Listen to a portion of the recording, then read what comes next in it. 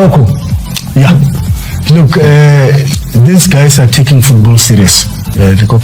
In terms of their facilities. Funville. No, I'm not talking about Funville. Let's give Morocco this time. Forget about Funville. Let's talk about what they've done. So look at the tournament that they've been hosting.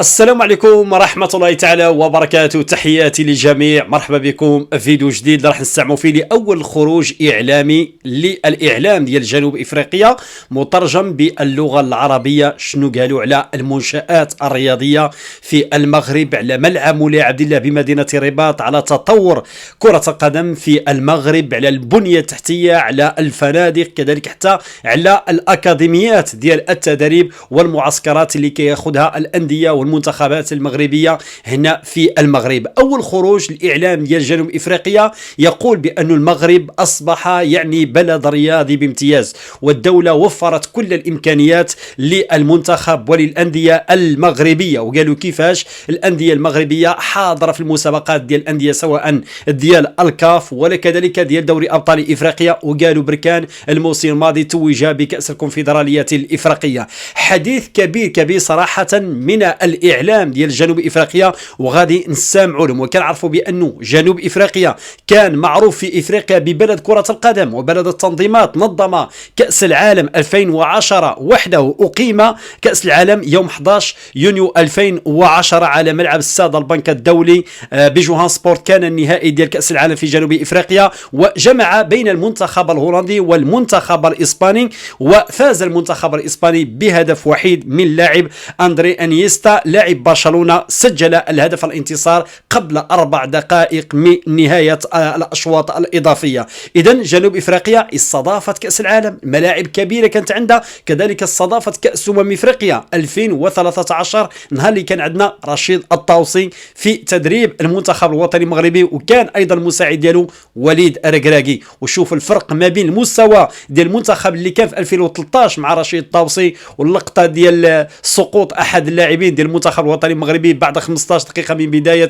الشوط الأول بلا ما نذكروا الاسم ديالو. كذلك أيضا كان وليد حاضر، ولكن اليوم الدعم كبير والتطور كبير ديال المنتخب الوطني المغربي، ديال اللاعبين المحترفين في الخارج، استقطاب نجوم من الدوريات الأوروبية ذوي الجنسية المزدوجة اللي قرروا أنهم يحملوا قميص المنتخب الوطني المغربي. والإنجاز ديال قطر خلى الإعلام ديال جنوب إفريقيا يتحدث ويقول بأن المغرب صراحة بلد ديال الرياضة وتطوير المنشآت الرياضية، بعدما شاهدوا ملعب مولاي عبد الله بمدينة الرباط في المباراة ديال النيجر وانبهروا بملعب مولاي عبد الله بمدينة الرباط. وقالوا كيفاش ملعب يبنى بأيادي مغربية في وقت وجيز، واعتبروه جوهرة العالم. كذلك شبهوه لملاعب مونديال قطر 2022، واعتبروا بأن هذا الملعب يشبه ملعب لوسيل بقطر. نخليكم إخواني مع الإعلام الجنوبي إفريقي مترجم باللغة العربية، فيديو يستحق المشاهدة. نخليكم تشاهدوا وحكموا اعطوني الرأي ديالكم.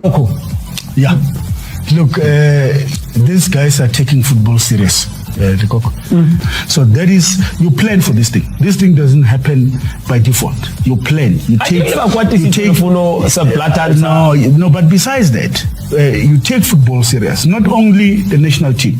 You look at the junior teams. You look at the women's football. You look at the Chen. Look at the African Champions League. Who's the Confederation Cup? Who's the champions? Berkane. So look at that. Then you look at the top. Their teams were in the top 4 of the Champions League as well. So you look at that. So they take football serious. This is one nation that really went back and introspect themselves and say, what is it that we're not doing right? What is it that we can do? Look what they've built there in terms of their facilities. Funville. No, I'm not talking about Funville. Let's give Morocco this time. Forget about Funville. Let's talk about what they've done. So look at the tournament that they've been hosting. Because when you host tournaments as well, you are building this thing, and people in the country start to take football serious leading up to the World Cup. Yes, absolutely. But I think Cox, and what Lufuno is saying, just to agree with him, which is a rare thing, we agree on one thing. It's the fact that you've got to have an administration that takes football seriously. have the backing of government that then takes that sport seriously, and then make sure that your federation takes it serious, and you have clubs that are now, the national plan is a national plan that's visible for everybody to see. They've built facilities. I mean, Coach Pizzo was talking about they are building facilities, they are doing this. You are seeing their national team, you are seeing their Chen team, you are seeing the teams in Confed and they win the semi-final of the World Cup. Yeah, they win the semi-final of the World Cup. So all those things, you can't have a 2030 plan that is sitting somewhere gathering dust. Yeah. Vision 2030 sitting gathering dust. It means also you then appoint the right people. You appoint the sporting director, you appoint the coaches, the youth structure. The one thing that we also know, the ladies team is the ones that if you go to the Champions League, you're going to meet all those teams from Casablanca. So when you then look at it, they said, this football thing is not a hobby. We don't have a part-time. Arna plan B. No, this is it. Football is all we know. And this is how we will do it. There will be infrastructure that's put up. It will be looked after, but the national teams are doing well. And therefore, when you look at it, all we can do is job well done. Anybody that takes football serious, there's the blueprint. Lefono, but this does it not also talk about the importance of having a well-run league in home? And I'm talking about, because you look at their league, Botola, and there you can mention 4 teams that can easily go and challenge for any continental competition. Absolutely. I would go as far as saying the most out of, if you take a pool of teams. Yeah, no, absolutely. I mean, yes, we did the issues in the past season or so, but they're rebuilding. And while they're rebuilding, there's somebody holding the fort. Bergani But comes. they're still in Confed. Yeah, then Bergani came. A rebuild for them is Confed. And Raja, you had Asfat. I mean, I've already counted a lot of teams that if they come in the Champions League, they're not coming to add numbers. They're coming to compete. If they come to the Confederation Cup, they're coming to win. So that's in terms of football, they take their league very seriously. That's dominance. Okay. Promet au Maroc des infrastructures jamais vues. Pour une CAN, il y a eu un investissement incroyable. Et là, tu reviens du Maroc où tu as pu justement faire un petit peu le tour de tout ça. Donc, faut qu'on nous raconte. Ouais, on a vu le nouveau stade de Rabat déjà qui va accueillir le match d'ouverture et la finale de cette Coupe d'Afrique des Nations 2025. Un stade ultra moderne. C'est vrai que c'est même impressionnant de le voir parce que c'est un stade ultra moderne dans un quartier résidentiel qui a été positionné, qui a été refait. On en discutait avec Hamza tout à l'heure, qui a été refait en un temps record sur les dernières années. Donc, on voit l'investissement du Maroc dans ses infrastructures. On avait vu il y a quelques mois, on avait même visité le centre d'entraînement de la sélection marocaine qui est ultra moderne et qui est même aussi mieux que Clairefontaine. Clairefontaine à côté, c'est un terrain vague. C'est la vérité, c'est impressionnant. Et donc c'est impressionnant à voir ces infrastructures. Donc il y aura 4 stades à Rabat dans un périmètre assez proche dans le centre. Donc là, tu étais dans le stade qui a été inauguré où le Maroc a joué le match de la qualif face au Niger où ils ont remporté ce match 5-0 et qui accueillera match d'ouverture et finale de la CAN et qui accueillera beaucoup de matchs pendant cette compétition. Mais c'est l'un des stades mis en avant par le Maroc parce que c'est l'un des plus beaux stades. Il ressemble très fortement de l'extérieur au stade de Lusail au Qatar qui avait accueilli la finale de la Coupe du Monde en 2022. Mais à l'intérieur, il ressemble très fortement, j'ai comparé parce que j'ai pu faire ces stades à Al Bayt, le stade qui était tout au nord de Doha au Qatar et qui sont des stades magnifiques. Ah, le stade, la tente de Bédouin. Exactement, dedans à l'intérieur, il ressemble très fortement à ce stade-là. Et donc on a pu visiter ce stade en dehors du match, on a pu voir, il y a 4 vestiaires par exemple dans ce stade pour accueillir l'ensemble des joueurs dans. Ça sert à quoi 4 vestiaires? Ça permet d'avoir des espaces plus grands, Gilbert, de bien se préparer, d'avoir des terrains intérieurs aussi pour bien se préparer. T'as l'impression que les Marocains ils veulent tout faire plus grand que les autres en fait là. Oui, mais c'est un peu. Le Qatar, c'est déjà un peu le même délire. Oui, sauf qu'il n'y a pas de climatisation. Moi, dans ces stades, il y a des ventilateurs pour la CAN en fin d'année. Mais donc voilà, un stade ultra moderne. Et il faut dire aussi que Rabat, quand on voit Rabat qui est la capitale, tout est prêt déjà. Hôtellerie, c'est aussi important à 3 mois d'une compétition d'accueillir des Rabat, c'est pas une très grande ville. Hein, non, c'est pas une très grande ville, mais on voit que tout est prêt niveau hôtellerie, niveau préparation et surtout niveau. Donc il y aura 4 stades à Rabat dans un tout petit périmètre et qui va accueillir des fois des matchs. Ils vont servir à quoi ces stades après la CAN? à la Coupe du Monde. Certains vont servir à la Coupe du Monde. Et puis aux clubs locaux. Et aux clubs locaux, c'est intéressant. Il y a deux clubs à Rabat. Ce qui est intéressant, c'est qu'en fait, on a le grand stade qui fait quasiment 70. Alors juste à côté, tu as le stade olympique qui aussi accueillera des matchs de la CAN et qui a accueilli la Coupe du Monde féminine il y a quelques semaines. Et puis d'autres stades en plein cœur de la ville qui font 20-25 000 places. Et ça, en fait, je trouve que c'est davantage proportionné au quotidien du football africain. On n'a pas besoin d'avoir que des stades de 70. Il y en a très peu. Il y a celui-là, celui qu'on a de l'Afrique, c'est ce qu'on appelle les éléphants blancs. C'est les grands stades. Il y en a un au Congo, par exemple. Au Congo, Brazza, t'as un stade gigantesque et il y a jamais rien dedans. Celui-là fait 70 000 places. Il a été fait pour les Jeux africains. 70 000 places. Les autres font autour de 20 000 places à Rabat. Il y a aussi un élément important, c'est que le Maroc, j'ai pu discuter avec des gens de la FIFA qui a un bureau de la FIFA installé à Rabat, ce qui est très rare parce qu'il y en a très peu dans le monde. Ça prouve aussi. Gianni, il a vécu au Qatar, ça c'est le Maroc maintenant. Ça part la Coupe du Monde. Et donc on veut aussi organiser beaucoup de compétitions de la FIFA. Vous savez, souvent on attribue les compétitions de la FIFA U17, U19 sur plusieurs saisons. Et donc là, par exemple, le Maroc va accueillir pendant 5 ou 6 ans, je crois, les Coupes du Monde féminines U17, U19.